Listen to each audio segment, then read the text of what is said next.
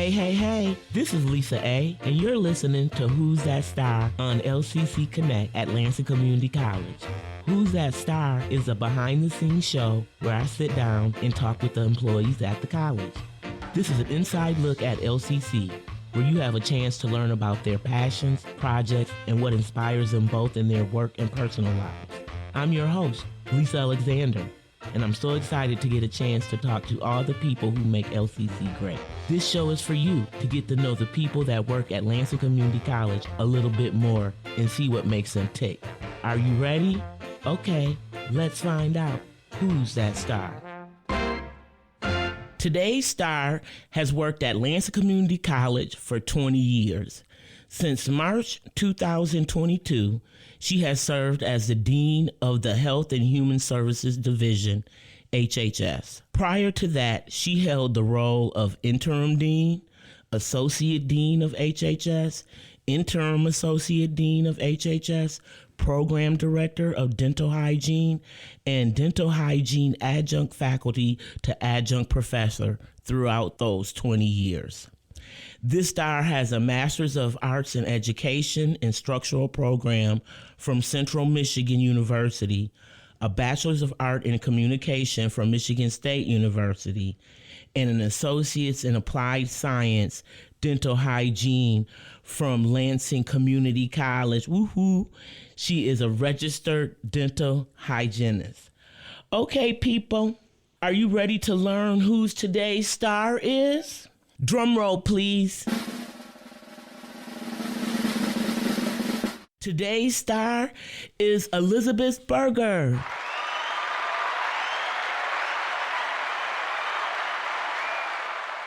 Welcome, Elizabeth. We're so happy to finally get you on Who's That Star. Thank you, Lisa. I'm happy to be here, and I will have you call me Betsy. Okay. Thank you so much. I did know that, but I wanted to make sure. I don't know how people want to be represented on the radio, but I did know you as Betsy, so thank you. So I won't mess it up. So, Betsy, let's just jump in and get started. And I just wanted to know, are you from the Lansing area? I'm from Michigan, but not originally from the Lansing area. I've lived in a couple different cities. I was born in Jackson. Oh, okay. Moved to Howell, moved up to Manistee, Michigan. Oh. And when I was about 10 years old, my parents moved to Owasso. But currently, I do live in Lansing. I've been here ever since going to Michigan State. Oh, wow. But kind of lived in different parts of the state. Yeah, you've been in the state. You stayed in the state pretty much, but you've been around. Yep, Michigander. So that's all right. Well, my question, what got you interested in dental hygiene? Actually, it was one of my good friends from high school. When we were in high school, she actually, before high school, she always knew that she just wanted to be a dental hygienist. And I always thought it was so odd that somebody at such a young age knew exactly what they wanted to do and pursued it. She went to LCC. I went to Michigan State. We would carpool back together sometimes. And I just really was impressed by how much she loved what she was doing. Mm-hmm. I completed my degree at MSU and did a couple of odd jobs and thought, I was always kind of taken in with what she was saying about dental hygiene. She was now working in that field for a couple years. And so I decided to pursue that career. So I noticed that you had working at LCC, but you also was actively working as a dental hygienist. And this is something that I never understood. Like, is that a full-time job, like being a dental hygienist? Because it seems like the schedule is different than most traditional 40-hour weeks. Yep, it definitely can be. It depends on the offices. I think a lot of people that I know work 4 full days a week, but the office hours do vary. Sometimes there's Saturdays, sometimes there's evenings. I worked part-time. It worked out good for me having a young family. Mm-hmm. Still was a very good income, with having a young family as well.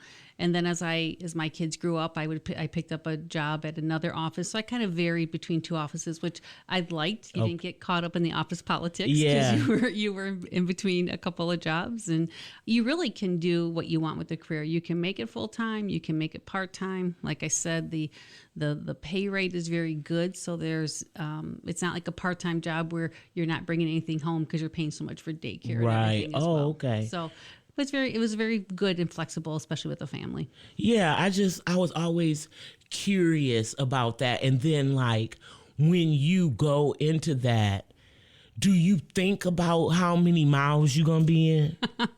I get that question a lot, and people are like, I'll talk to people in surgery. I'm like, oh, I could never do that. They're like, you go in people's mouths, Right. and then you go on your lunch break and you come back and you go into people's mouths. It's just something that never really bothered me. I actually spent most of my career working in a specialty office. It's called periodontal office. Mm-hmm. So this is people who are literally, losing bone, losing tissue in their mouth, have a lot of disease in their mouth.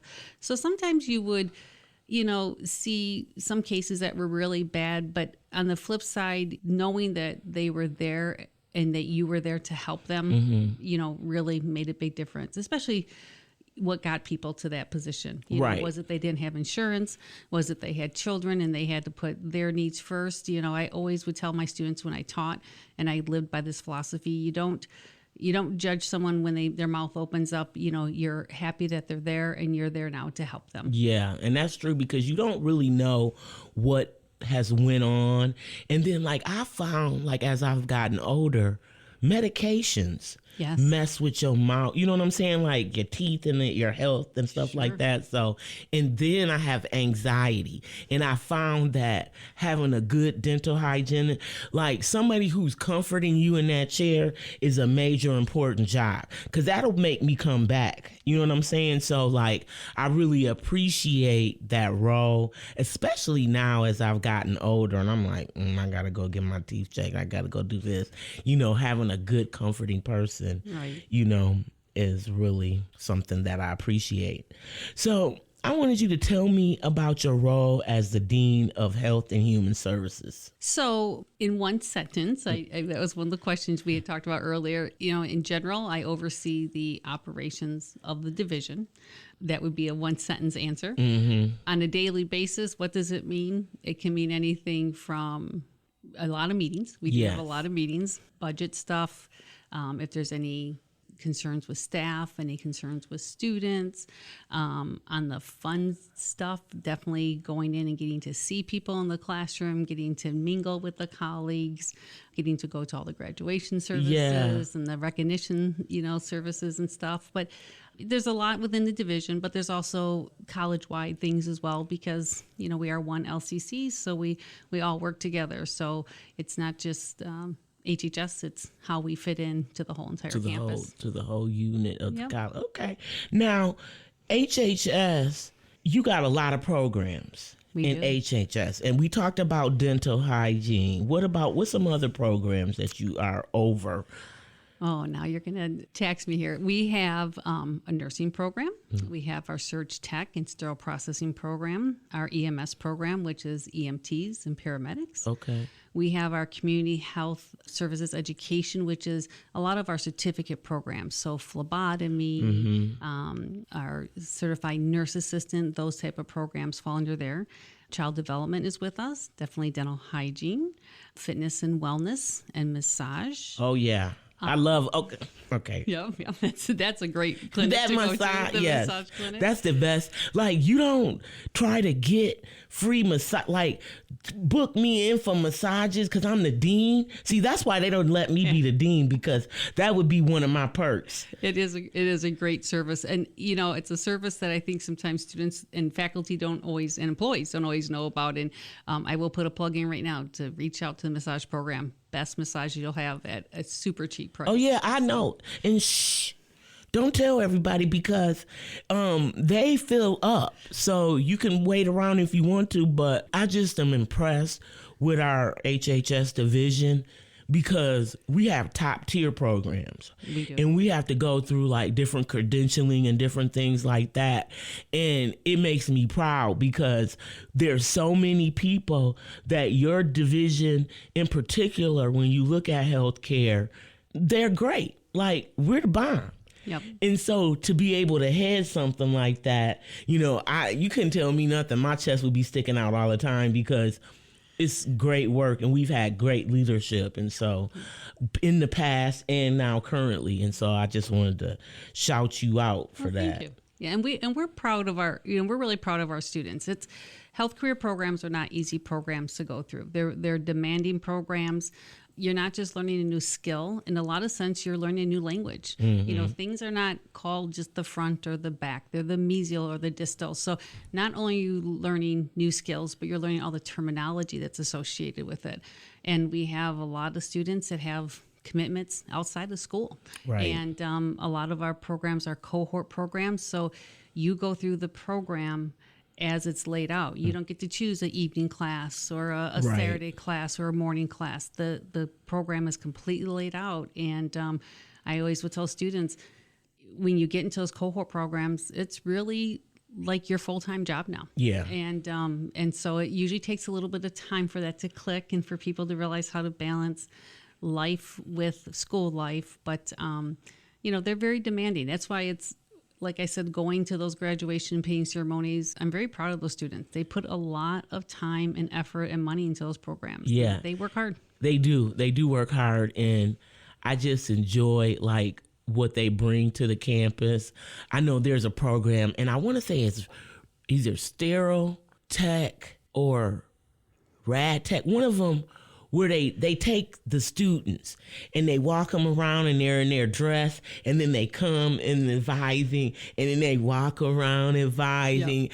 And like we get to see them and they look so professional. It's at the beginning of the semester when they do it. Yep. But it's like, it always hypes me up when I see them. I'm like, yeah, they're about ready to go. And they look so proud of themselves. So.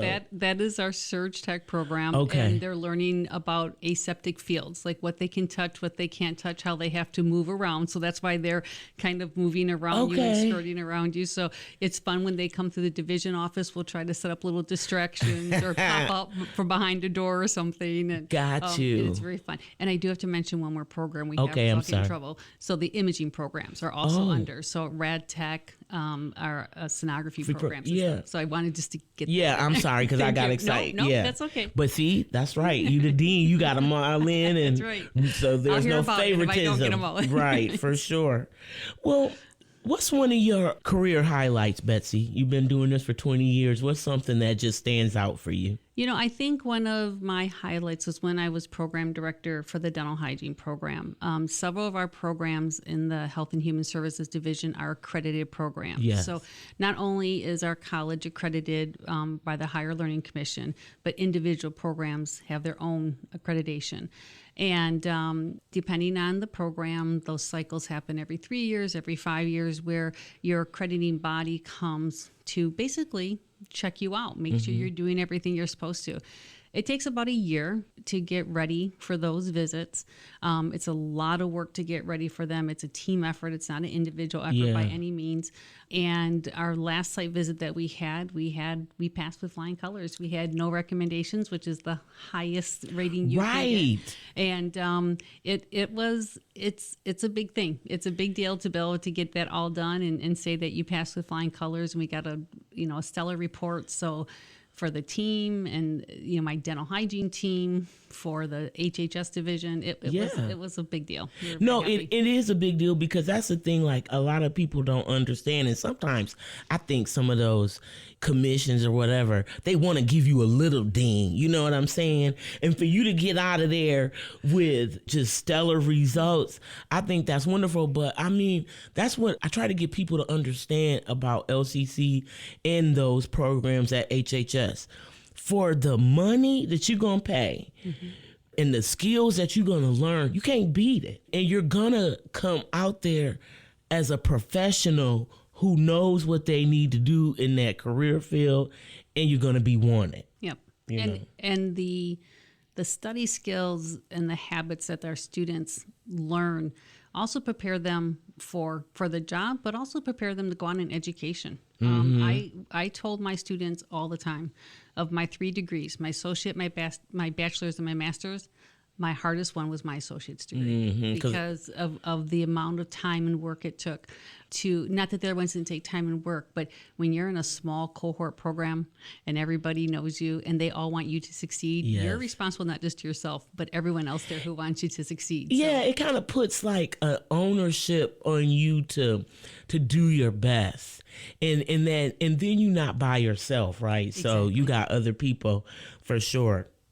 Like, I'm always amazed. And so when I'm at the doctor's office, every time I go somewhere, which school did you go to? And then they'll say LCC. And then I'm like, well, I'm an advisor at LCC. And then everybody always has like just great things to say about the experience that they had. So it makes me proud to work here, even though I don't do nothing over in your area really. But it just makes me proud to work here. And I'm like, yeah.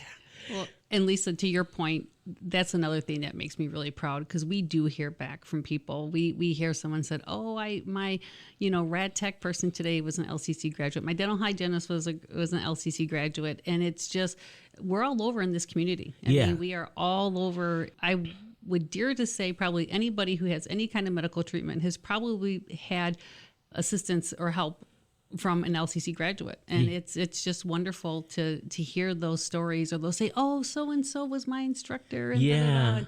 So it's really exciting when you hear those stories too. Right. Yeah. I was going to ask you, like, what do you like most about what you do here at LCC? You've, done great things with programs. You're the dean. Like, what do you like most about what do you do here, or at the end of the tunnel, whatever?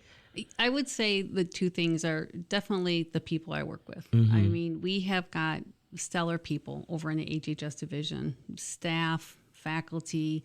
They go above and beyond to help the students, but they also go above and beyond to help each other. When something is, a project's coming up or someone needs someone to cover for them, people just all pitch in and do what we need to do. During COVID, we had to get back on campus. We can't do everything online. We can't draw blood online. We have to be face to face. And so, we had to come up and really, our facilities director at the time, Mary Crows, did a ton of work to get our safety plans ready. But it was a team effort to get those safety plans ready so we could show how we could be back on campus and we could keep everybody safe, because we didn't want to have that big pause in everyone's education. Right. So that's just one example of how everybody came together to do what we had to do for each other, but also to help the students succeed. The second part is the students. It is, like I said, those programs are hard programs. They're demanding programs. And so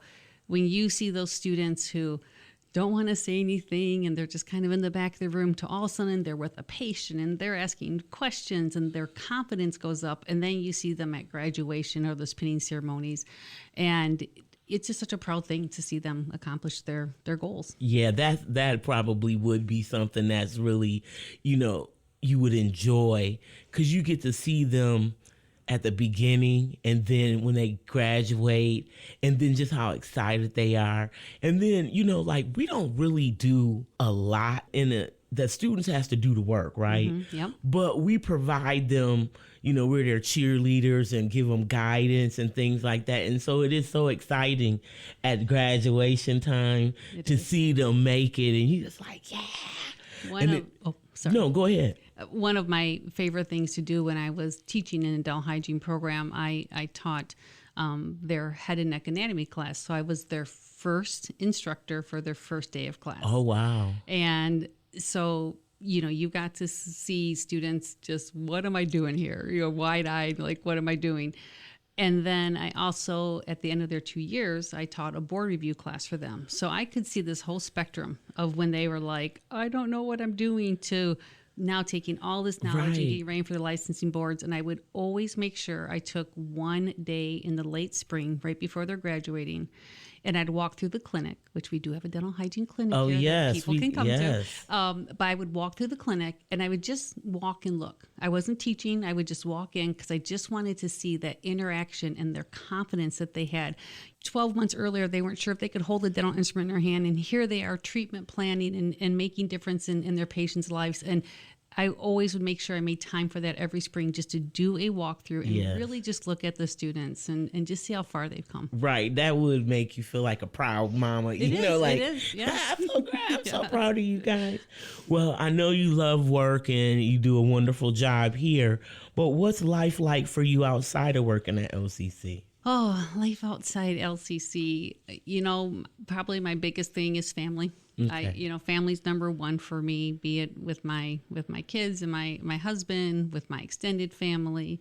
We're pretty competitive. We love sports. Oh, really? Yeah, we do love sports. But, spending time with them now that I have adult children, the more I can spend time with them, the better. Mm-hmm. They have busy lives and everything. But definitely family. And then other hobbies, I love to garden outside, love to do outdoor activities, hiking when we can do hiking and stuff Okay. like that. So, yeah. That's wonderful. So, kind of going on to that, what's your favorite way to unwind? Well, I would definitely say after a long day, I want to come home. I don't want anyone talking to me. Probably after a difficult day, it's just to come home, relax, maybe put something on the TV if I'm watching a Netflix series or something like that. If it's on the weekend, time with family and friends, doing things with them is definitely. See, people don't understand, like, when you work with a lot of people and when you got to go to a whole bunch of meetings and they're long, and not that they're not important, but sometimes, they can just be tedious. And when you come home, your family wants time with you too. And you're like, look, dude, or look, whoever, I don't want to talk and I need that space. And so I definitely understand that. And it's funny. And it's like, I think only people who have those type of jobs where you talk all day for a living to understand that piece of quiet. Yeah. So do you live by any piece of advice or a motto? Well, I have a couple. I think one is you're not going to please everybody all the time. I think, and that kind of comes to being true to yourself. And also, my husband had one that he said to me for quite a while. He said, worry is the interest you pay on a debt that hasn't come due yet. Oh, okay. I like that. So I will say, well, what about this? And what if this? And what if that? And he's like, you're coming up with all these scenarios and nothing's even happened yet. Right. And stuff, you know? Yeah. I like to think I'm trying to be proactive Me about too. what might happen. But no, I get it. But it can get on you, if you don't, if you're trying to kind of control things that you have no control over. Exactly. No, and I get that too. I'm Yep. similar to that. Yeah. What is your favorite season and why? Oh, fall. This time of year, love it. College football is my favorite sport, and so when you start to get, that smell in the air and the leaves are starting to change, and it just, I just love the fall. I love everything that comes with fall. Again, love the college football. Yeah. Usually Saturday is my day and my family's day to put on our football teams and Are you follow guys everybody. all in accord with your teams, or are there a house divided, or?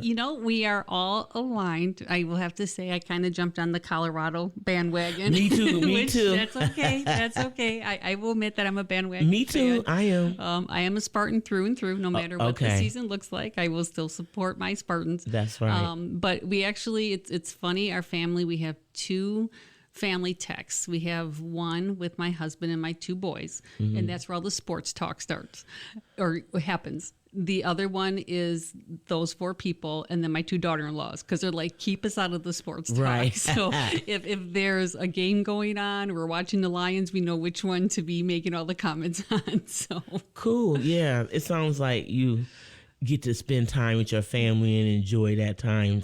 And sports does good, bad, or ugly. Whether I like the sport or not, it brings people together and you Yep. can have fun. And I love fall too. So Yep, it does. that's great. I mean, it doesn't seem like we've been talking as long as we have, but I wanted to ask you for my last question. Like, where do you see yourself in the next 5 years? What are you doing? What's going on with you? 1 year away from retirement in 5 years. No. No, I definitely still see myself at LCC. I love working here. The people I work with are supportive. I would not be where I am today if I didn't have the support from faculty when I was a student, to colleagues as I went through different departments. I've always had wonderful support from my supervisors, and Sally Welch is my current supervisor. We have some big things coming up in HHS as far as just space-wise and things that we're expanding. So, but I do hope in about 6 years that I will be looking at the retirement. Okay, I don't even see that yet, so that's a little hater side, but I'm happy for you. You've done a lot, but you look too young to retire. I'm just throwing that out there. So it's those genes from my mom. Everyone says that I am older than I look. When you look, yeah, well, your mama gave you some good genes. Well, Betsy, I want to just say it's been a pleasure having you on the show today, and I thank you for coming. Well, thank you for having me. It's been fun to be here today. All right. And audience, I want to thank you for listening. And until next time, you've been listening to Who's That Star? I'm Lisa A., and you can listen to this episode of Who's That Star and other shows from LCC Connect anytime online at lccconnect.org. Thank you for listening. Catch me next time to find out who's that star.